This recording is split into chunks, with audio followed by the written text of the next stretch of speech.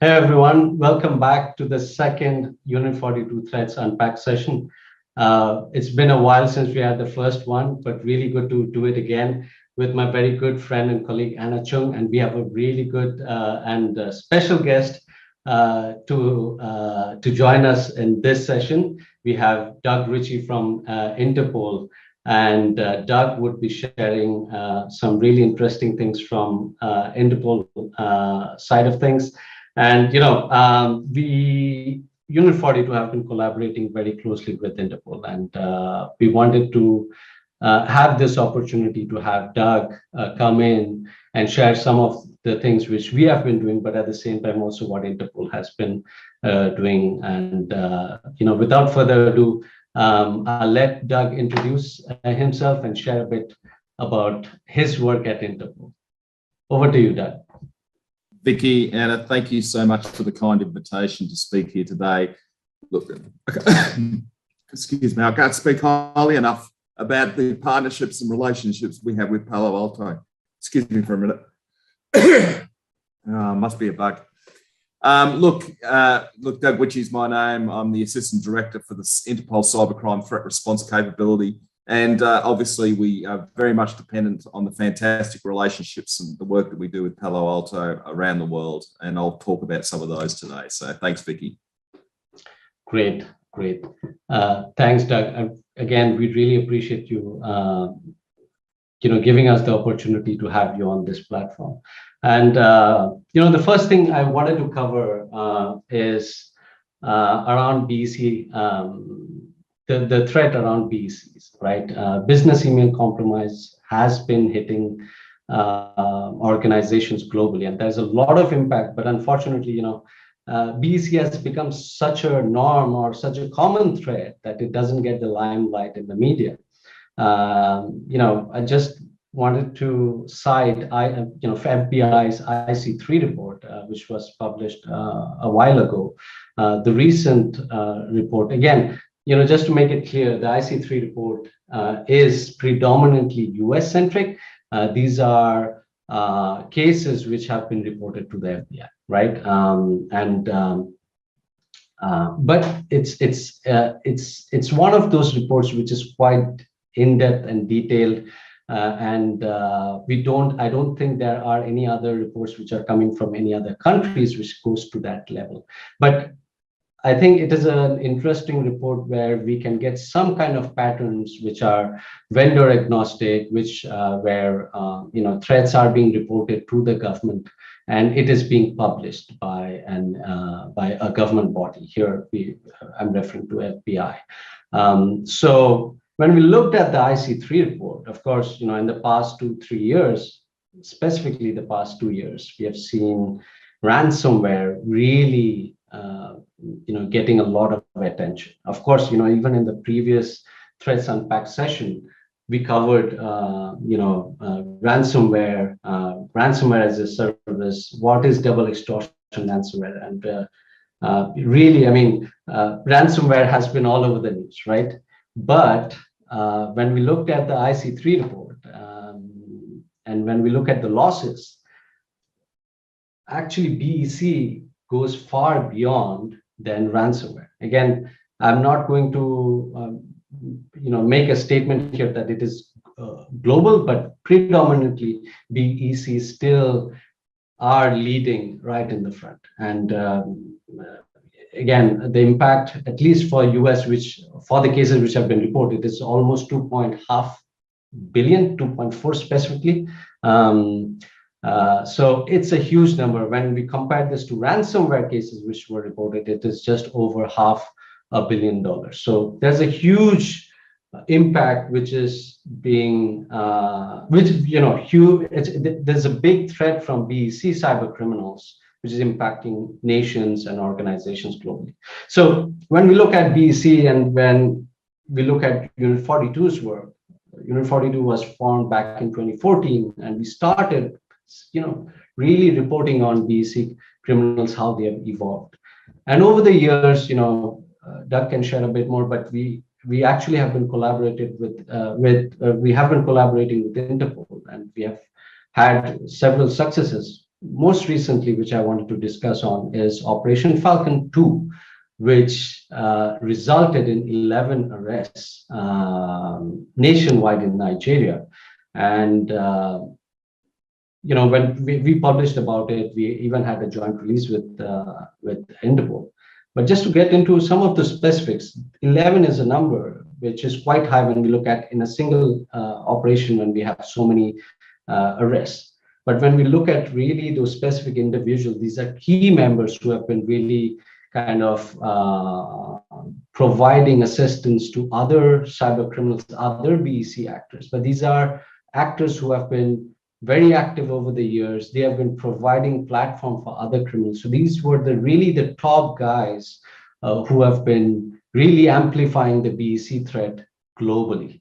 And it is such a, it was, we were humbled to see this result. And again, it was not only a single entity. Of course, we were one of the private sectors which contributed, but Interpol, the Nigerian Federal Police, and 6 other law enforcement agencies globally who worked together on this. So it was great, and I just wanted to discuss that. And over to Doug, I just wanted to share, or even get your thoughts around this and how this operation played out. Of course, we can't share too many of the details, but whatever we can. Well, look, Vicky, that's so true, and really Falcon 2 really was born off the back of the hard work of the various analysts and researchers across Palo Alto and Unit 42. I guess how it all stemmed about. We undertook an activity in November 2020. As a result of that, we took out a number of a couple of targets around business email compromise. And this group also was linked into other sort of cybercrime activity. But as a result of the analysis of this network and obviously the engagement with Palo Alto, we obviously extended the network significantly around about 460 identified targets through an organised group that had been labelled and named Silver Terrier. And as a result of that, we started to sort of join the global collaboration or bring the various countries together to start to have a discussion with Palo Alto, obviously playing a significant role as part of the planning, as well as the coordinated response in relation to this activity. Now, look, yes, we have taken out some key members of this network. It's far from over from my perspective. We need to keep fighting the fight and taking the challenge up to these criminals at every available opportunity. I acknowledge the fantastic work that was undertaken by the Nigerian police force in relation to the response and obviously meeting our requirements and needs. They did a terrific job in getting people around the various regions in Nigeria to be able to disrupt this network. And it was a good international collaborative effort that included not only law enforcement, but private public partners like Palo Alto through that. And really Palo Alto was very much the architect of the activities and the operations around this network. So it was a really good outcome. And we're hoping that we can actually progress a number of other initiatives based on what we found through those activities, and then obviously trying to extend the disruption factor as best we can against this organised crime network. So it's a key one of many operations that we have undertaken over the last 2 years, but it has had some very key successes around this type of issue. Great, yeah, absolutely. And just to amplify your thoughts around the authorities in Nigeria, they did a phenomenal job. And over the years, when I've attended conferences, we discussed about BEC threats.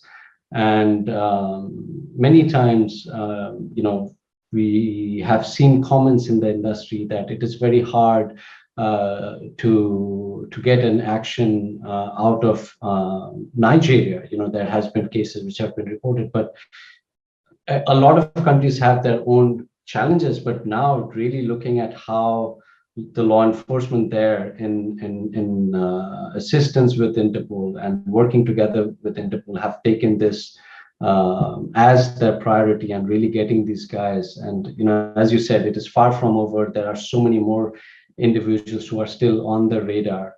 It is very exciting really to see. And again, thanks to the Nigerian Federal Police in executing this. So yeah. Yeah, and look, I think Vicky too. It's look, the cybercrime thing's obviously an emergent crime type. It's when the internet sort of opened up in the late 80s, you had the young hackers that were trying to make a bit of a name for themselves. They've developed and obviously they've morphed into this. But really, what we're seeing it as a significant organised crime activity now into the last decade, and obviously to the current day.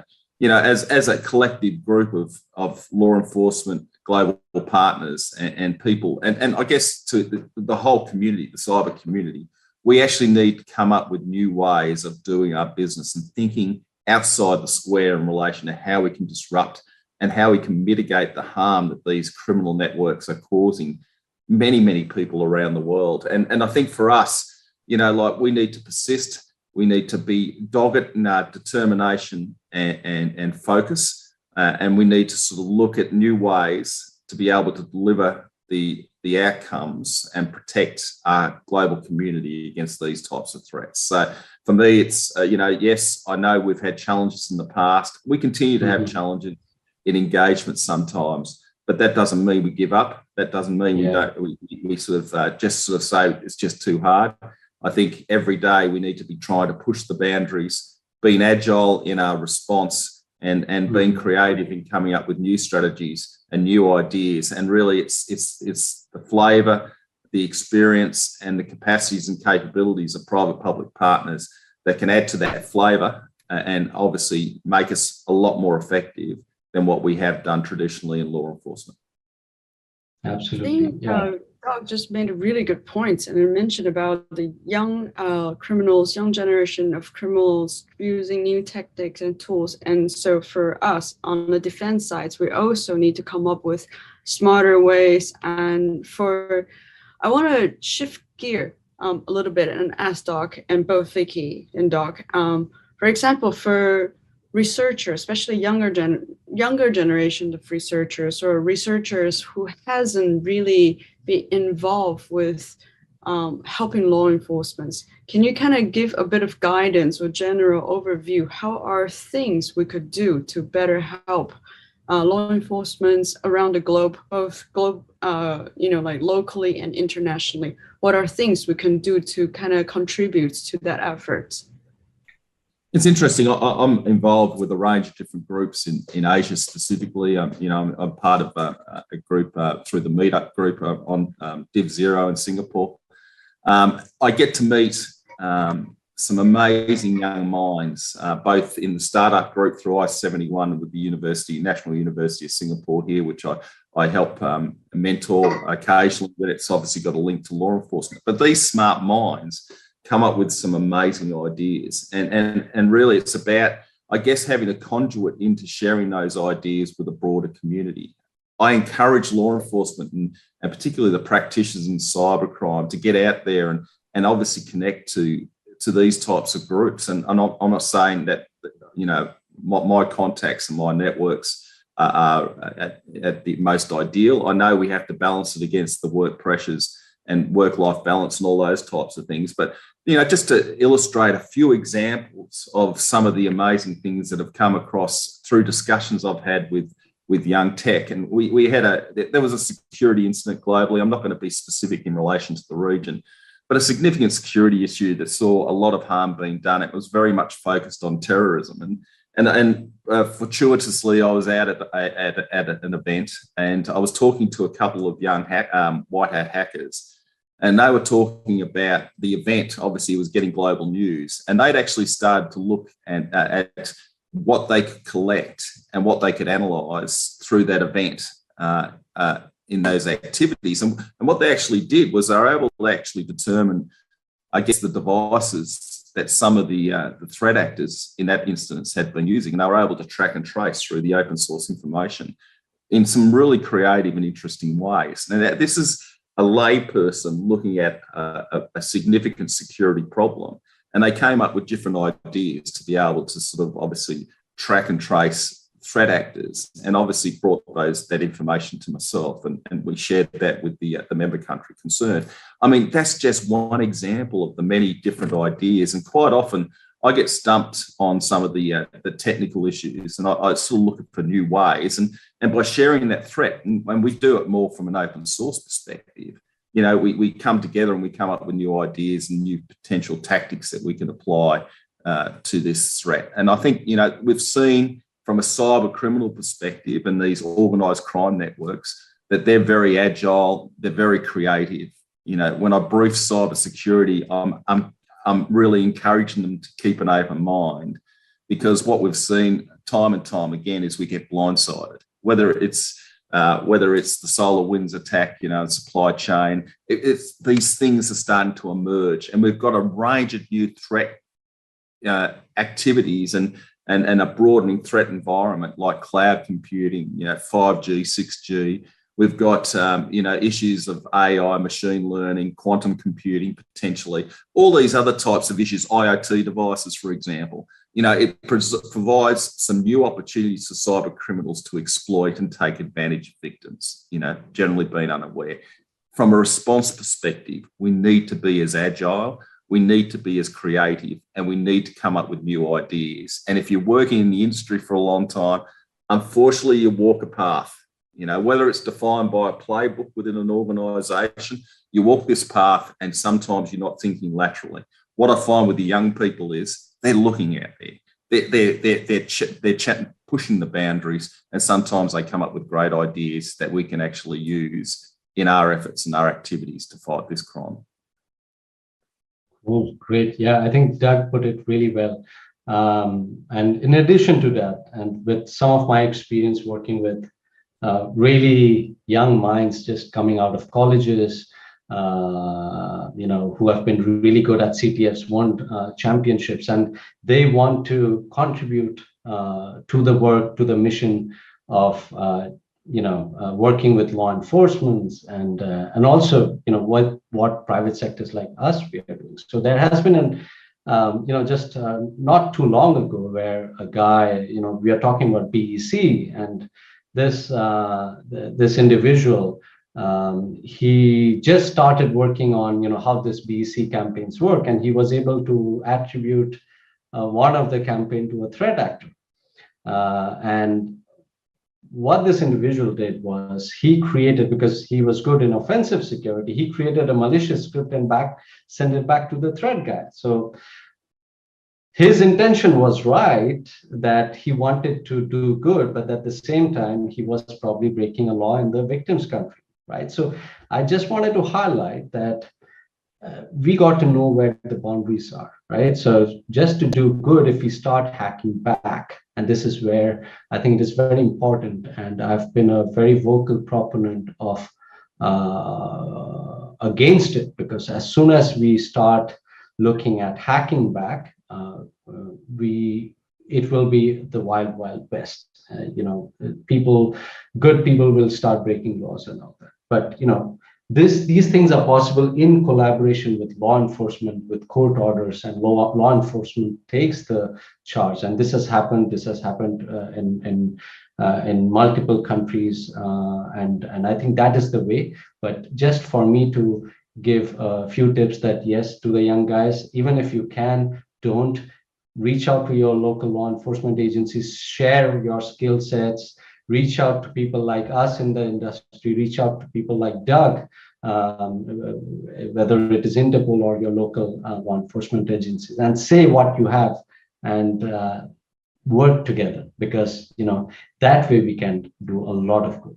And the other thing which I want to highlight is, a lot of times you may get discouraged by people in our industry, maybe in the private sectors, where they'll say, oh, you know, you are going to spend or waste your time because law enforcement work takes long. You know, this I've heard for many times in my career over the years. But it is so important that, yes, there is a need for that. The law enforcement engagements, you know, there is proper processes which needs to be followed. It does take time, but when the result comes, it makes it so much more easier for the follow-up cases. So even, the cases which we discussed, one of the cases which we discussed with regarding BEC and the collaboration which we did, just talking about cases many years ago, it took longer, but now things are becoming so much faster. So I would say also have patience. Don't hear about the naysayers. Collaboration is key. A lot of people have been talking about private-public partnership, but this is happening. Just continuing this discussion from BC, but when we talk about actions, you will see just very recently, Microsoft in collaboration with private sectors like Palo Alto Networks, Unit 42, and various other private sectors, they were able to take down the Zloader botnet. Zloader, it has been there for a long time. Predominantly, it started as a banking Trojan, but now it has been used as malware as a service. And again, this whole botnet have also been utilized by ransomware actors. We'll talk about ransomware in a couple of minutes, but you see the impact of all these threats, like the botnets and their ability to provide their platform to other criminals. Is like, these people are collaborating within themselves, botnet operators, ransomware operators. That's why they're able to do so much damage, right? Losses are in multi-millions. Sometimes, when we talk about it in totality, the number is not, it's hard to fathom, but it's definitely into the billions every year. So, actions are there. Collaboration is key. Talking about the Zloader botnet takedown, it's a work which spanned for more than a year, right? And one of the actors have been also arrested in the Crimea region. This is one of it. The other one was raid forums, and I wanted to ask Doug on his perspective on the takedown, but basically raid forums was taken down. Raid forums is one of the hacker forums which is an open forum where many cyber criminals or would-be cyber criminals have been involved in buying, selling credentials, tools, a lot of things, nasty stuff have been happening on that forum. But the other side of the story from our industry peers, we have also heard that, because it was taken down, a lot of the intelligence which they were, kind of creating on actors have also been lost. But it's a thing which needs to be discussed further, because it's important to take action. Because if we just leave it out there,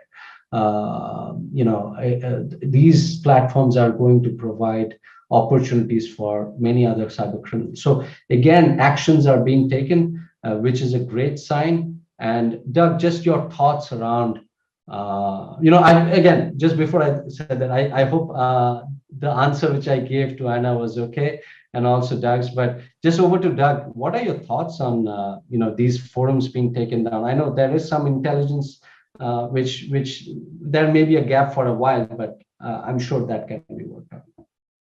Look, there's always a balance, Vicky. I think it's a hard call. I'm sure that the authorities that were behind that takedown, obviously made a judgment call in relation to this. But there's a couple of things that I guess I would like to flag. One, this crime type cannot be solved by a nation. All right, it cannot be solved by a nation. It'll never be solved by a nation. Unlike transnational and organised crime, where there's linkages to various countries that are involved in the network, and bilateral and multilateral engagements with those countries will usually be able to disrupt this network. This is so much more significantly complex than anything that we face on a global scale. Cybercrime is the true global crime. And as such, it needs really a global response. And whether that's a law enforcement or a judicial process, and arguably due to the volume, I think it's going to be difficult to arrest our way out of this problem. But, I think the private-public partners and all that need to be actively involved in this process. And Vicky, you mentioned the Wild West before. I've been using that as a bit of an analogy of late too, just to highlight cybercrime. I think there's some very grey areas in the global environment, and I guess national policy and legislation, unfortunately, does provide some protections when you think that 13% of countries don't even have policy or legislation. As such, the legislative mechanisms under international law cannot apply. You cannot arrest someone in a country where there's no reciprocal legislation in that country. So that pretty much invalidates a law enforcement response in the first instance, but that doesn't mean law enforcement stops there. We need to look at different ways and different solutions to disrupt this type of activity. And obviously, infrastructure is one, looking at the networks and how we can actually sort of cause them a bit of concern. You flag the forums, look, the forums obviously inspire and generate cyber criminals, particularly on a technical basis. But you have to also look that there's a lot of cyber criminals that have no technical basis whatsoever. They pay for a service, a cybercrime as a service type of activity, and they start to, obviously commit whatever the arrangements are with the network that's providing that service, some sort of cybercrime that's targeted to meet a personal need, or maybe a personal vendetta, or maybe some other rationale. I think cybercrime is one of those insidious activities that unfortunately is going to get worse before it gets better. And I think what we need to do is continue to define and build new relationships, new partnerships across the willing organisations and countries, and strive to really focus on mitigating the harm for all people that are connected to the virtual environment. As new people come online, they are vulnerable because, the scams and the activities that, many of us see on a day-to-day basis and we've grown to ignore because we know it's rubbish, whether it sits in your junk or in your inbox, from an email perspective, we sort of look at it and go, and we basically ignore it. New people don't, because they haven't been exposed to this prior, and they can potentially be at a greater risk of being a victim. And we saw that during COVID because we had a lot of people come online for the first time and obviously fell victim to a range of different scams and processes as cyber criminals. So we've got to actually look at redefining our ways and methods to deal with this global crime type, because, what we're currently doing, we're walking a path, but we need to start to sort of really push the boundaries and see where we can take this. Sure. And yeah, just to also add that, while these takedowns have happened, that doesn't mean that, the guys behind Zloader are going to sit back. They'll try to, bring their infrastructure back. But again, just pushing back, putting the pressure on these guys, making it more expensive for them to come back is the key here, and being persistent, right? So again, when we talk about look at the Raid Forums takedown, we have seen some other actor trying to, start a similar forum. So there will be operators going to that forum, but again, is that persistence of law enforcement, private sectors to really continue hitting them is really key here. Just going to Anna. Anna, any thoughts around this? You want to add anything? I think throughout my years of experience in deep and dark web, it's true, like Doc made a really good point that, the existence of underground forums, underground marketplace really enable less technical threat actors to enter the market, especially in terms of ransomware. We know the business model of ransomware as a service. It really allows threat actors to, simply register in the underground forums, create accounts, and then use the other people's portal and generate their own ransomware variants, and then encrypt large amount of victims. And even in some of the really advanced portal that we have seen, they can keep track on the infections percentage and keep track on the status of the victim. Have they paid enough? So on and so forth. So I think like breaking and disrupting that kind of communications and collaborations will kind of increase the uncertainty between threat actors. It's almost like partner of crimes, isn't it? Like, so we can kind of increase the cost of building trust, increase the cost of conducting a really successful cyber intrusions or ransomware operations.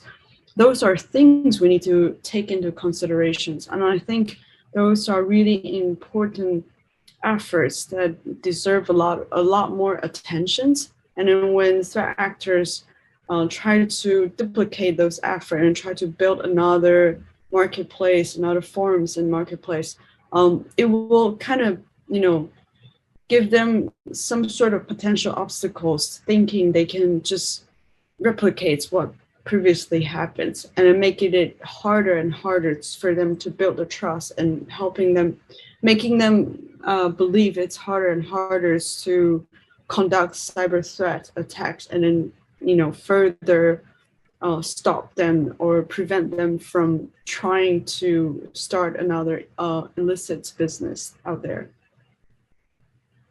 Right. And I think I heard ransomware a couple of times there.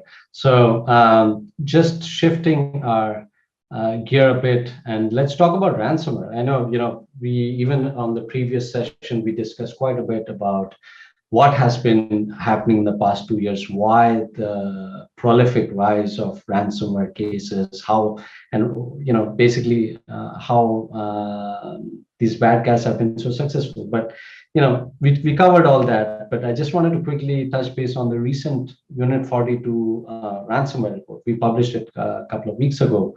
Anna, do you want to start and share a bit about that report? Some of your thoughts around it?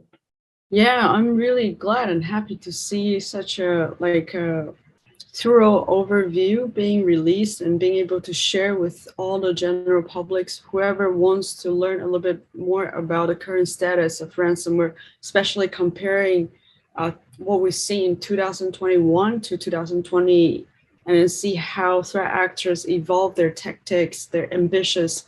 This is a really good opportunity. We organize a lot of really raw data and try to make sure it's the most actionable informations are shared to everyone. So from what we've seen, obviously the threat actors are asking a lot more ransom these days, year to year, and we simply don't see how they're going to stop. So in 2022, 2023, most likely the situation just going to get worsened.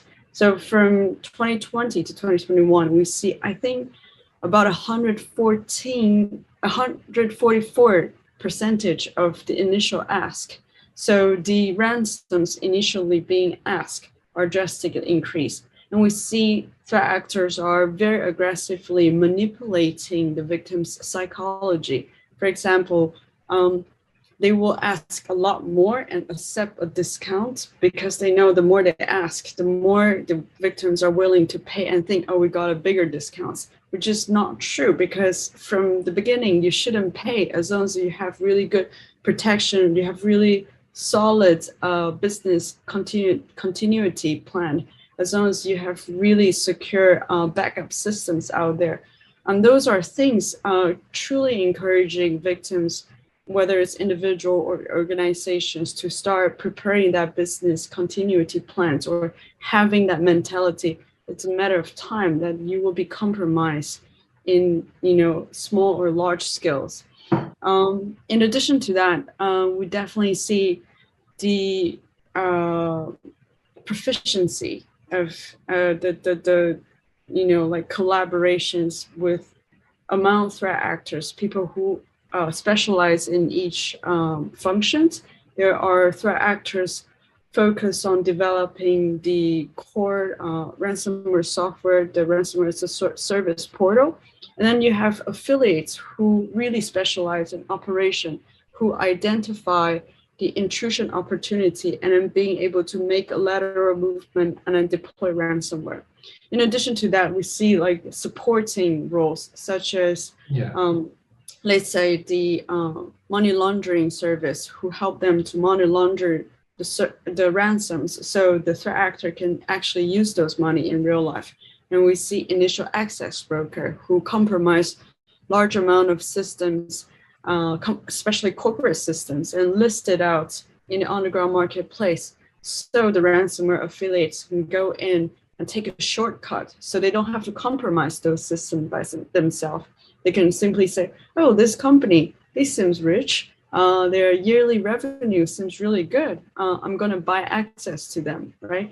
And I think in 2021, we also start seeing that threat actors trying to lure insider of the company, disgruntled employees, to sell the access to them or collaborate with them, so they can easily infiltrate into systems and escalate their privilege, and then, like really hurt that business going forward.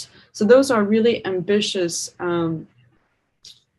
attempt, and unfortunately, this seems somewhat successful at the moment. And in addition to that, they also, it allows them, it free up a lot more time and resources for threat actors to, even get better what they're doing. The developers are able to kind of take the opportunity, say, hey, people will take the rest of the business. So let me just focus on, my ransomware. How do I kind of come up with the, a ransomware variants that encrypt even faster? And then for affiliates, it free up their times to think about what's my negotiation technique. And so we also see the multiple extortion techniques being developed. I'm sure we're going to talk a little bit more in the following. Yeah, I think, right. So I think, I think a lot of it, we did provide those information in the white paper. And for people who really want to get to the details of this, we have published about it on, I would highly encourage everyone to go and read the white paper. Just quickly, some key numbers there. Anna mentioned about the differences in what happened or what we have seen in 2020 as compared to 2021. We have seen 35 more. There were just hardly 20 odd or probably in less than 20 active ransomware operators back in 2020, but we saw 35 new ones coming up in 2021. So it's huge, and even from a number perspective, Anna mentioned about 144%. It's about, we have seen on an average 900,000, close to 1 million being asked, but now that has gone beyond 2 million. So that's a huge number, right? And one of the key actors here, which we have seen for 2021, is Conti. And Conti is a gang which has done significant damage, right? When we look at the TTPs, a lot of other actors are learning from them, right? Because these guys have been right up, right in front of the other players, because they are using new vulnerabilities. They use Microsoft Exchange. They've used vulnerabilities like the Log4 shell as soon as it was released, like within a few weeks, basically. Like Log4 shell was discovered or reported late November 2021, and in December they started exploiting it. So these guys are very capable and using very new vulnerabilities. As soon as it is out, they are employing it in their TTPs, right? So Conti has done a significant damage. But I also wanted to share some good news about it. There has been a lot of damage, but Interpol, again, Doug, great work from Interpol and your team. We have seen several operations like Operation Cyclone, Operation Quicksand. Operation Cyclone was where an operator from the Klopp gang was targeted. So yeah, some thoughts on you around this whole issue about ransomwares and what is Interpol's take and your work around it. Thanks, Vicky, and look, and Anna, thanks too for the comments around the report. I thought the report was an excellent expose of the threat and some of the issues and challenges, and really quite interesting in relation to the volume increases. And obviously we expect that to obviously increase further based on what we're seeing. Look, we have done a number of operations, and it's not necessarily Interpol. It's a collective collaboration of many countries as well as private public partners behind these activities. We just try to bring people together. We try to sort of obviously negotiate access and get things done. And yes, there has been quite a bit of work of late, leading into the end of last year in Eastern Europe, where we've seen a number of penetration testers and other types key players around some of these networks. And we saw them actually working for a multitude of different ransomware families, which is interesting in itself. So from that perspective. But I guess from an organisational perspective, if you're the subject of a ransomware attack, you've been having problems for a couple of months before the actual deployment of ransomware. That's I think the issue. And whether there's been quite a bit of research in relation to the penetration and access to systems, and generally people are in systems for about 200 days before they're detected. Unfortunately, that detection might happen at the deployment of a ransomware payload into those systems, and that's going to be a very bad day for the CISO as well as the organisation around business delivery, and some really tough decisions will need to be made around risk, reputation, as well as obviously the business viability of that organisation, particularly when it comes to payment of ransom. So I'm I guess been around for too long. Yes, our position is to not pay ransom, but I think from a business and organisational perspective, they've got different drivers and ideas about what they need to do to sustain their business. And obviously, JBS Meats back in over 12 months ago, or just on 12 months ago now, obviously made note that they did pay the ransom, and quite a substantial one in relation to the Rebel ransomware in that case. So I think these are hard decisions. They're hard challenges for organisations to face. As Vicky's quite rightly put in, prevention is the best protection. Obviously thinking about the threat, working through your systems, understanding your legacy processes, patching your systems, software, and the like. Understanding who's networking, who's accessing your controls around a range of different system services and capabilities within your network is absolutely critical to obviously remediate if you are attacked, or prevent that type of access getting into your system. So that being said, I think it's an interesting challenge, but generally, the term cyber kill chain is obviously one. I try to simplify that. There's a penetration, there's a lateral movement, there's an understanding. Some of these networks are starting to use that as an intelligence collection opportunity to understand where the best attack vectors might obviously get the best return. But there's a whole range of other type of activities that can be undertaken prior to the potential deployment of a ransomware software into your system. So, that's critical to understand. Around Conti, Conti's been, I guess, an education for the industry, as well as many countries around the world. Obviously the challenges and the invasion of Ukraine by Russia saw a split and divide within that network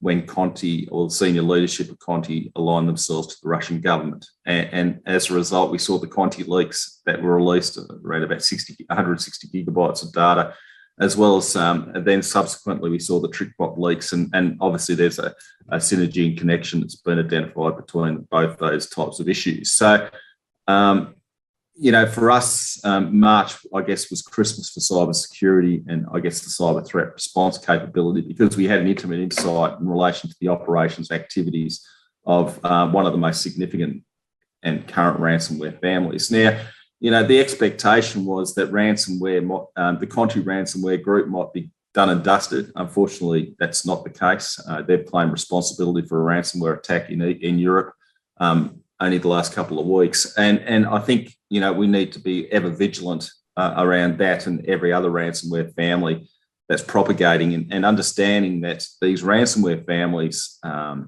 they share code, they develop and enhance, they try to improve it, they do a whole range of other types of activities through a life cycle of potential opportunities around that. So we need to be ever vigilant. We need to be ever focused and really sort of trying to identify the convergences and divergences that some of these threat actors might take around these types of the actions that they might take moving forward. But yes, a very, very challenging environment. I'm not a big fan of the term ransomware, and people might know that. More about cyber extortion, because there's a multitude of different ways to be able to extort funds out of out of victims and organisations around the world. And I think for us, we need to keep an open mind. We need to try to prevent the penetration, the access in the first instance. If they do get in there, we need to be able to limit their access and their vertical movement across network systems. We need to do a lot of things to prevent, obviously the staging for deployment of some sort of malware into your system that can obviously cause you no end of grief. But look, Vicky, could talk all day on this. I'm sure. Thanks. Yeah, great insights. And this coming from you is so important, because a lot of times when I'm talking to customers or operational teams, I've been in the operations side of things prior to working for Palo Alto Networks, and some things operationally is still a concern in organizations, even in mature spaces where you talk about initial access. It's so important that organizations try to prioritize that. And like prior to deployment of ransomware, I think you even made a comment that the company might be compromised for a long time prior to the final delivery. And that is so right, because when we look at it, many companies, when they look at, I'll just take an example of Zloader, which is a Zeus banking Trojan, but is now being utilized by ransomware actors to deliver ransomware. But when we look at organizations from an operations perspective, when there's an alert of Zloader, they'll just go and see if the system or their endpoint, maybe an AV, did they detect it? Okay, it's detected and clean. But it could be that it was one of the modules which is detected, but Zloader is a modular malware. There are many other attributes which could be still on the system, but that has not been cleaned. But unfortunately, the bad guy is already there. The system is communicating back and part of the botnet. And this is so key. I think that's a great point. Thanks, Doug, for mentioning that, because I think if companies don't take, and it's important to understand the tactics of these bad guys. What kind of tools are the initial attack vectors, right? So, and these kind of commodity malware is still important for people to further look at, like, are there any suspicious activities after an alert has been discovered? So I think these things are very important from an operational side of things. Great again. Great work on Operation Cyclone for CLOP and Operation Quicksand for Rebel and Sordino-Kibi. And I think we are still, we have a couple of minutes remaining, but I really wanted to quickly touch base on the cloud side of things, right? There is definitely a lot happening around ransomware, BEC, but in the past 2 years since the pandemic, a lot of organizations have moved to the cloud. And that has, of course, been noticed by cyber criminals alike. And, we have been tracking cloud threats for a while. And we have seen our recent report also highlights that we have seen in the past year, a lot of organizations have moved to the cloud. Unfortunately, while they've moved to the cloud, security has taken a backseat, right? Some of our findings suggest that configurations, the cloud, in-premise solutions may be configured well, but while they have quickly moved to the cloud, configurations and from a security policy side is not up to the mark. There are lots of gaps. There are lots of accounts or identities which are given over permissions. Many of them are having admin permissions where they don't need to. And those percentages have significantly increased. And also some of the findings from Unit 42 suggest that identity and access management is one of the key factors, because this is something which is the initial layer of defense, but unfortunately a lot of times the identity and access management configurations are not up to the mark. So just looking at the numbers here, I think 99% of accounts were over permissive, and 62% of organizations which we have seen have infrastructure exposed publicly, which is not supposed to. So huge amount of infrastructure which is not rightly deployed, And unfortunately, that is because many people are just deploying things and just relying on cloud service providers, native, the cloud service providers' basic security functionality, but there is no way to automatically check these misconfigurations. So that has significantly resulted in lots of compromise, and there are several actors who are leading the front, and I'll name a few. Number one is Team TNT. They have been in the scene for a long time. The impact from this gang is on, while after, they have a lot of tool sets under their arsenal, and at the end, they have been mining cryptocurrencies, but now they are stealing data and selling it to other criminals, followed by Watchdog, Kinsing, Rock, and 8200. These are some things which we identified, or some groups which have been highlighted, and we have published about it. But really, a key thing which Unit 42 cloud researchers did for the first time is the cloud threat actor matrices, where we were able to map all the attack framework tactics back to each actor's capabilities, right? So again, in this, Team TNT leads the front. So I would highlight these things, but at the same time, encourage everyone to read the report. But cloud threats are there. A lot of cyber criminals are taking advantage of it, especially in this time. And I'll just go over to Anna to get her thoughts around it, and then back to you, Doug. I think this is such a good question, right? And also, if we try to bridge what we see in ransomware and the clouds, there is a predictions that most likely, because the market of ransomware group, as you say, there's 35 new ransomware group being discovered just in 2021. There's a really strong competition there, and we see ransomware group are actively developing new opportunity for themselves, like moving to the Linux systems, moving to the clouds. So we think it's just a matter of time. They're gonna have their eye into the cloud systems. And this is also like one of really obvious example why we need to pay attention to our security postures in the cloud systems, right? And when it comes to clouds, I think, as Witschi mentions, there's still so many things we could do better. For example, overly permissive access that we granted, that people are overusing it. It's one of the things we could have done better without any external threats or pressure. The second things we could do better is the password and cyber hygiene.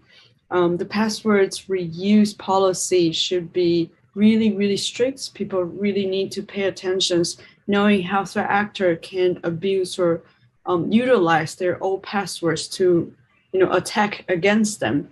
And in addition to that, weak passwords, just there's no room for a weak password. However, in our most recent research, obviously there's 59% of the users admit they use fairly weak passwords to access their cloud resources.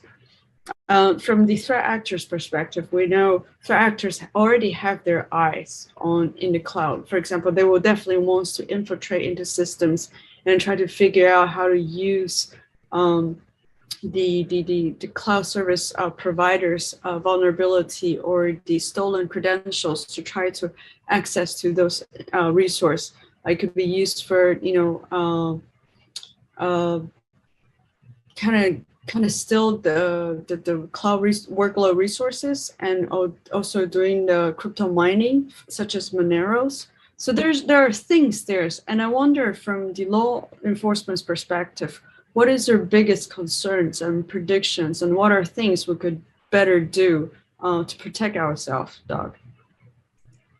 Thanks, Anna. Look, the cloud, and I'm going to talk, I guess, from a corporate perspective, and I guess from an organizational perspective. The migration from a data center to obviously hosted or cloud services is generally undertaken as a cost-saving perspective, I guess, from organizations, because they're not maintaining infrastructure and processes, and a whole range of other types of stuff. But you can't do it without being fully aware and understanding the risks and issues. And part of that is obviously having a strong and a good working relationship with the person that's going to host it in the cloud. I think that's part of it, from a security perspective.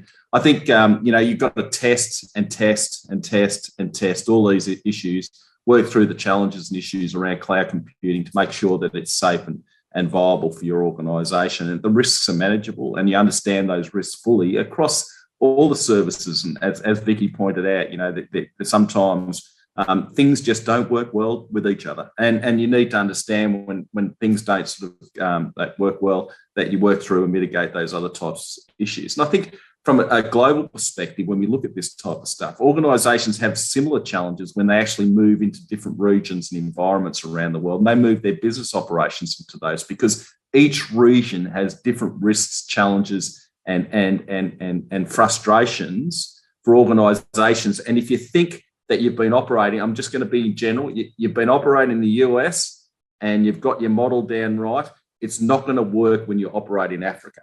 And it's the same. If you've got a data center in the US and you move it to the cloud, your business isn't going to operate and have the same risks as what you've been used to in the past. So for organisations, you need to be adaptive. You need to think outside the square in relation to the potential risks and threats that you may be facing as you move throughout these environments, whether it's virtual or whether it's in the physical location, because there are challenges, risks, and threats that you would not have thought about, because even though you might have been in operation for 10, 15, 20 years in the past and think you've got it all covered.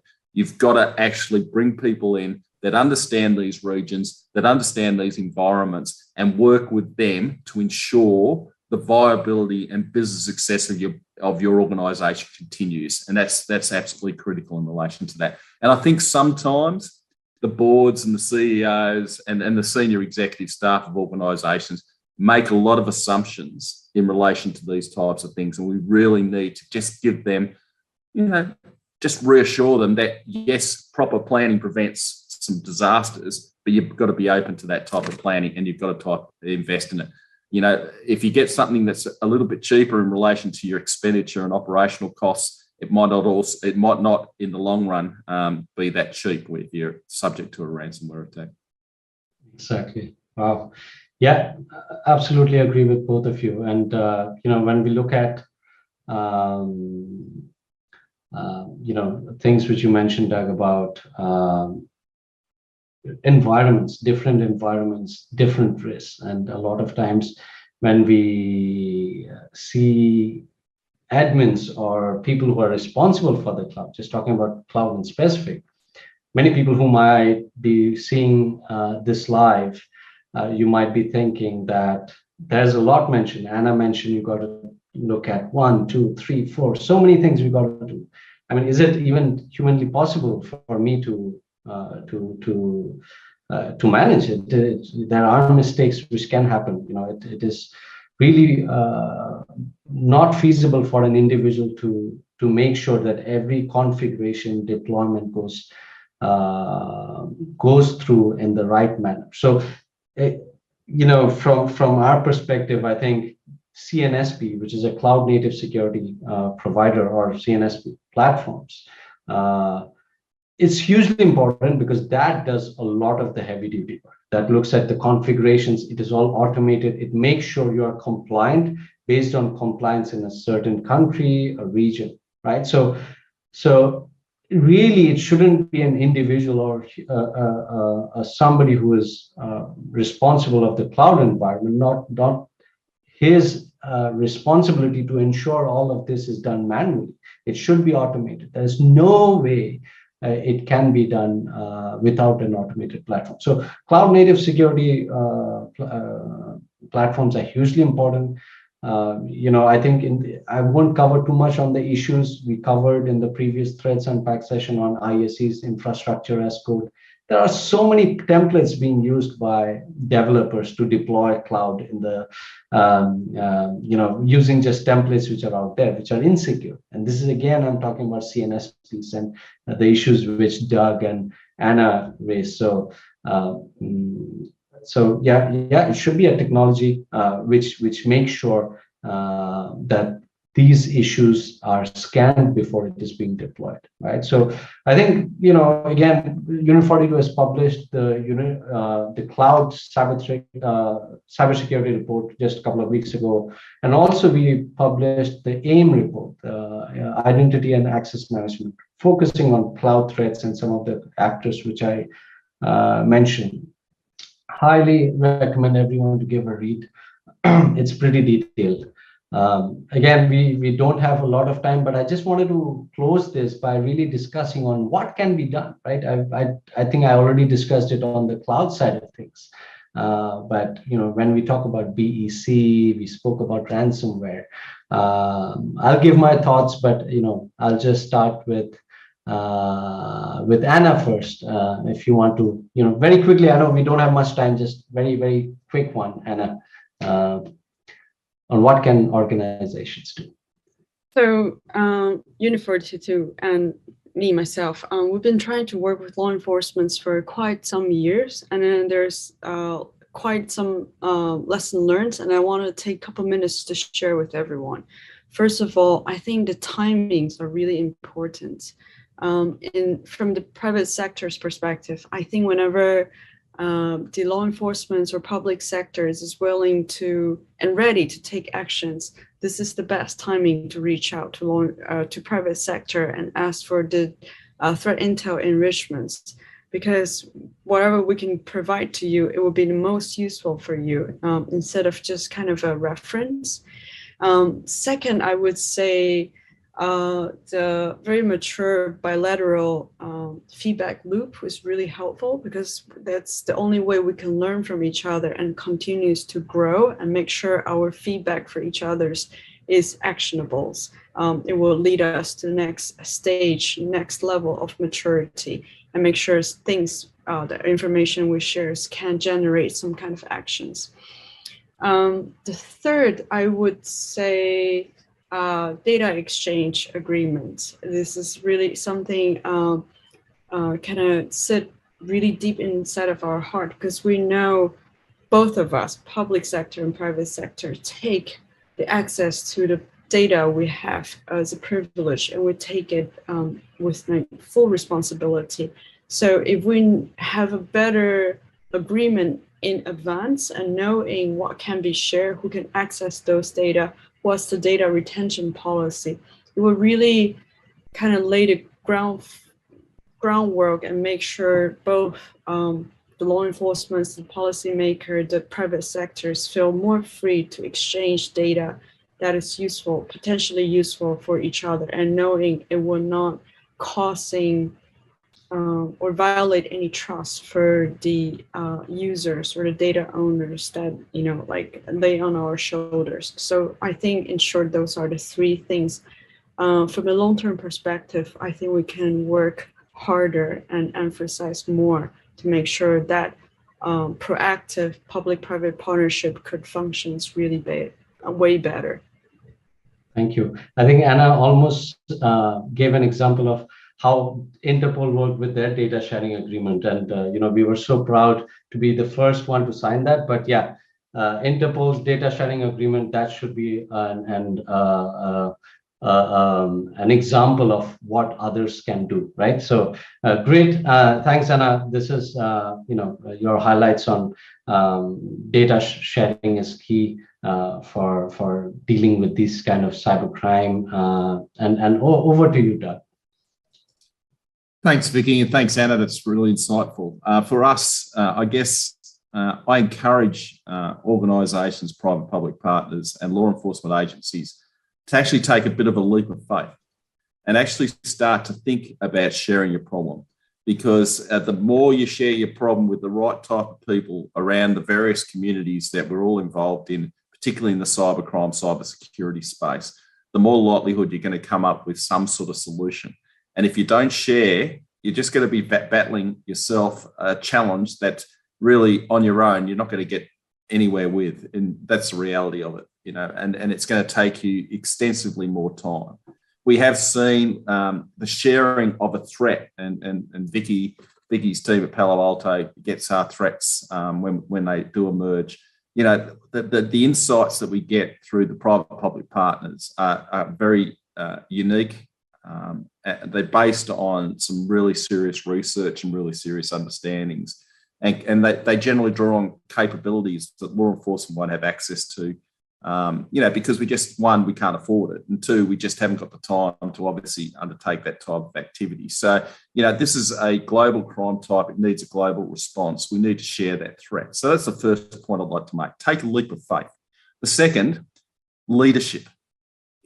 We have to stand up and actually start to drive some of these types of things. We need to sell the problems, the challenges, the risks and the issues to our senior executive and to the company boards and CEOs of these organisations. They need to understand it. We've seen, obviously last week with the announcement from the Securities Investments Agency in the United States around having cybersecurity skills on all US company boards. That is a positive in relation to this type of threat crime. And I think we need to sort of continue to push those boundaries. And it takes leadership. It takes people that are willing to go the extra mile and do something that hasn't been done before, because we're still not at our end game or ideal game when the criminals can be very agile, come up with new ideas at the drop of a hat.